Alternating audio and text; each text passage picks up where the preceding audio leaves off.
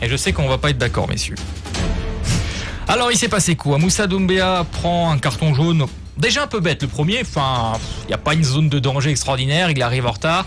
Justifier le premier jaune. C'était aussi l'accumulation de ce qu'il avait fait un petit peu avant. C'est ça. L'ensemble de son œuvre. Je pense que œuvre. C'est pour ça aussi que le carton rouge est sorti. Je pense que tout est lié. part de là. Ensuite, qu'est-ce qu'il fait notre ami Moussa Doumbia? Il fait comme beaucoup de joueurs le font, sauf que certains sont plus malins pour le faire dos à l'arbitre, c'est-à-dire qu'il applaudit la décision, il vanne entre guillemets, il chambre un peu Jérémy Stignat, l'arbitre. Et quand on regarde le règlement, oui, il n'a pas le droit de chambrer, il n'a pas le droit de manquer de respect à l'arbitre comme ça, donc carton rouge. Et ce qui est bien, c'est que ça nous a fait un débat. Des fois, pour tout vous dire, on galère un peu à trouver des débats. Là, ce qui est bien, c'est qu'on s'est dit directement quand on a vu ça, on va se taper dessus lundi. Et c'était déjà le cas en préparant l'émission. Bon, ce qui est bien, c'est que sur les réseaux sociaux, ça débat aussi, ça donne plein d'avis. D'un côté, on a Julien, alors qui lui nous dit volé par l'arbitre, ancien Sedanais, etc. Julien, l'auditeur. Hein. Oui, pas toi, oui, c'est vrai. Excuse-moi. Presque. Ouais. Non, Julien n'est pas Sedanais. Il s'est fait insulter de Sedanais. Julien, en plus. Non, il est de Lens. Mais je salue les Axonais, les Sedanais, les Ardennais, tout le monde. On les embrasse tout le monde. Donc bon, ça, pour moi, c'est une énorme connerie de dire ancien Sedanais. Enfin, il y a passé 2 ans, c'était pas un joueur très majeur, il a pas l'ADN CSSA, et bizarre.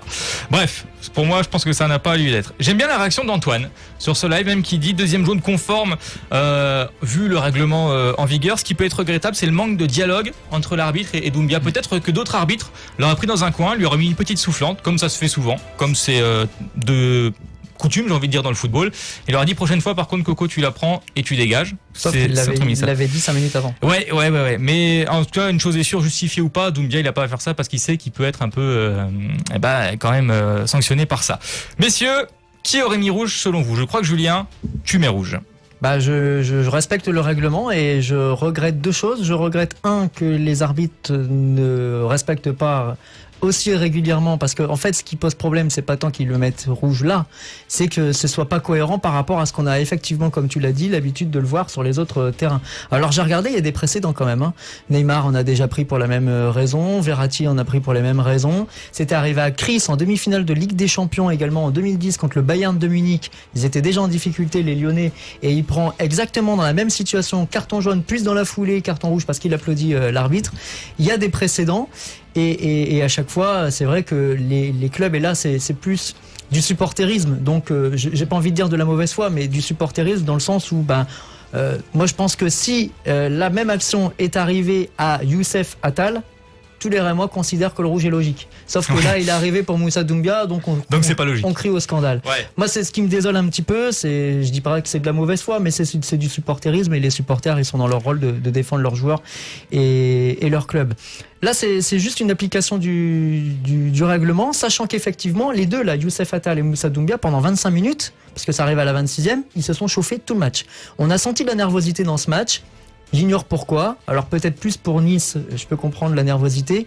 Pour Reims, je sais pas. Mais ils se sont cherchés, et plusieurs fois, moi j'ai trouvé que Jérémy Stignat avait laissé jouer justement en avertissant les deux, en disant attention Coco, la prochaine c'est la biscotte. Et la prochaine a eu lieu, et donc il a mis la biscotte. Sachez aussi quand même que Youssef Attal a eu son carton avant Moussa Doumbia. Donc là, il n'y a pas une question de plus l'un que l'autre. Alors tu l'as dit, il y a des précédents, des cartons jaunes qui ont été mis, des seconds jaunes pour contestation et principalement applaudissements un petit peu ironiques. Mais il y a aussi plein de fois, Maxime, où il y a eu ces applaudissements et il n'y a rien eu. Parce que c'est malheureusement une coutume qui se fait dans le football aujourd'hui. Alors, il y a 2 façons il y a les règles et l'interprétation des règles, et la façon dont on se sert de la règle. C'est le problème, c'est l'interprétation.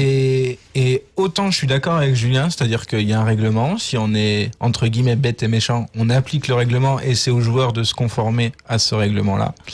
Malgré tout, on est, et là, contrairement à ce qu'on veut un peu instaurer avec la VAR, où c'est blanc ou noir, et c'est parfois gris aussi, et quand c'est gris, on ne sait pas trop quoi dire, il y a un rapport humain entre l'arbitre et les joueurs, notamment dans cet échelonnement entre guillemets de la bagarre et de la tension sur un terrain. Et là où je regrette qu'il n'y ait pas eu une sorte de dernière chance pour Moussa Doumbia, parce que c'est vrai, on l'a dit, avec Youssef Attal, ça s'est bastonné. Et il a averti une première fois, sans doute une deuxième, avant de sévir d'un côté et de l'autre. Ce qu'il n'a pas supporté, c'est ce chambrage, alors qu'il avait déjà averti. Mais est-ce que ce n'était pas son rôle, là, de prendre un petit peu de hauteur que n'avait pas que n'a jamais eu quasiment Moussa Doumbia hier dans son match où pendant 20 minutes ils se sont frités avec Attal, et inversement, hein, ça aurait pu être exactement la même situation avec Attal qui applaudit l'arbitre et qui prend rouge. Est-ce que c'est pas à l'arbitre là d'avoir ce soupçon de sang-froid, de lucidité et de recul pour dire ce que vous faites là, vous ne le refaites plus, c'est contraire au règlement, c'est contraire à l'esprit du match. Attention, c'est le dernier avertissement.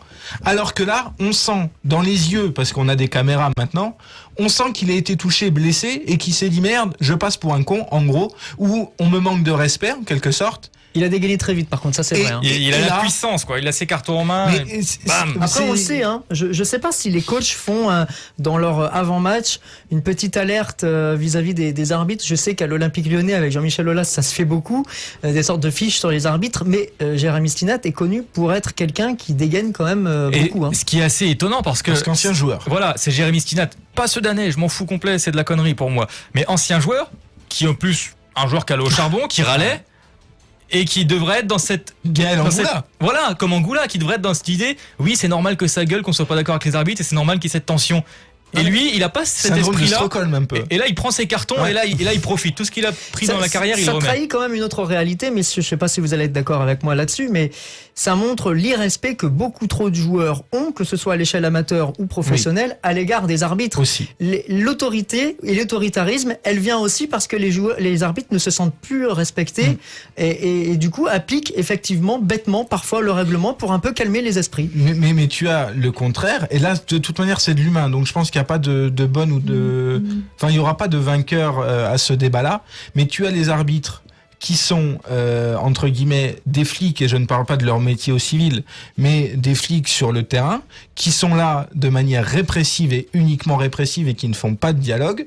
On en connaît. Il y a aussi des arbitres qui ont certains contentieux et ça se voit, et ça se... Alors, je dis pas qu'ils sont tous comme ça, mais certains arbitres ont un contentieux avec X personnes, parfois des joueurs, parfois des clubs, etc. Ça, c'est autre chose. Et ça se ressent. Et c'est pas très intelligent pour le coup. Et c'est pas très intelligent. Mais vraiment, la façon, moi ce qui m'a choqué, presque c'est pas le carton rouge, c'est la manière dont Jérémy Stinat le donne à Moussa Doumbia. Ça, je suis d'accord avec vous, ça peut être discutable. Voilà, c'est qui le patron? Le mec a ses cartons entre les mains. Et voilà. La suite du match. N'en déplaise au Rémois, et la situation est triste pour eux parce qu'ensuite ils encaissent 2 buts. Mais ensuite ça a calmé tout le monde. Et il y a plus de cartons après. L'esprit était quand même plus apaisé. Était foutu. Enfin, le match était fini. Ouais, encore que... à 2-0. Non, le match est pas si foutu que ça parce qu'on n'aura pas le temps d'en parler aujourd'hui. Mais il y a une belle deuxième mi-temps. Il y a une deuxième mi-temps des Rémois qui permet de mettre le feu quand même aux Niçois qui, même à 11 contre 10 en gagnant 2-0, sont pas sereins. Ça montre quand même le fait qu'ils soient sacrément malades et ils sont pas encore guéris. Et à 11 contre 11, moi je pose la question, vu les difficultés à marquer des buts, est-ce que le fait que Doumbia soit exclu, ça aurait changé le fait que Cafaro ait raté son face-à-face face à Benitez? J'en suis pas certain non plus. Mais une chose qu'on peut se dire, on n'y a pas forcément pensé, je pense qu'on va pouvoir s'arrêter là sur le côté duel, on peut terminer sur une chose, c'est que sur cet aspect un petit peu autoritaire, un peu flic, là-bas, c'est même pas le souci des arbitres en Ligue 1, c'est la formation, parce qu'on a déjà discuté avec des jeunes arbitres, des formateurs qui, lorsqu'ils viennent en formation, on leur dit vous cartonnez, vous réfléchissez pas. Donc non, il faut faire respecter l'ordre, mais sans être un flic, sans être. Ouais, après c'est de l'humain, ça dépend de la personnalité des gens. C'est comme dans tout métier où il y a une sorte d'autorité à faire respecter. Il y a ceux qui vont la faire en bonne intelligence, ceux qui vont la faire par le dialogue, et il y a ceux qui vont la faire de façon systématique et de façon un peu parfois brutale. Et c'est ce qui s'est passé avec Moussa Doumbia. Je pense que ça lui servira de leçon pour le coup, parce que c'est pas un mauvais mec. Alors, ce qui est dommage pour lui, c'est qu'il prend 2 matchs de suspension parce que le premier carton le suspendait déjà, parce qu'il en avait déjà 2 précédemment, et le rouge le suspend pour un second match. Est-ce qu'on verra Donis du coup? Est-ce que ça va pas amener des chaises musicales et voir Donis à droite, ou on va faire monter Camara? Ça dépend de Conan aussi. Alors, j'ai une problématique avec Donis, c'est qu'il a joué contre Bourg-en-Bresse, on n'a pas trouvé qu'il s'était blessé, et il était pas sur la feuille de match dimanche, parce que il était en reprise. Alors en reprise de quoi? Il a joué mercredi. J'ai pas trop... Là, pour le coup, je me pose des questions. En tout cas, c'est ce qui va être hyper intéressant dans le match qui arrive face à Angers. On verra avec beaucoup d'intention la compo, et puis on pourra voir un petit peu si nos hypothèses étaient bonnes, si Donis va jouer, si ça va permettre à Cafaro de jouer à gauche ou d'un derrière Dia. Enfin bref, ça sera les chaises musicales. Effectivement, Kouteza a marqué des points. Qui a marqué des points, effectivement, oui, en Coupe de la Ligue. Pourquoi pas, Kouteza. Merci à Julien sur le live qui nous dit ça. Puis Julien qui nous dit à 11 contre 11, ça aurait été un match complètement différent.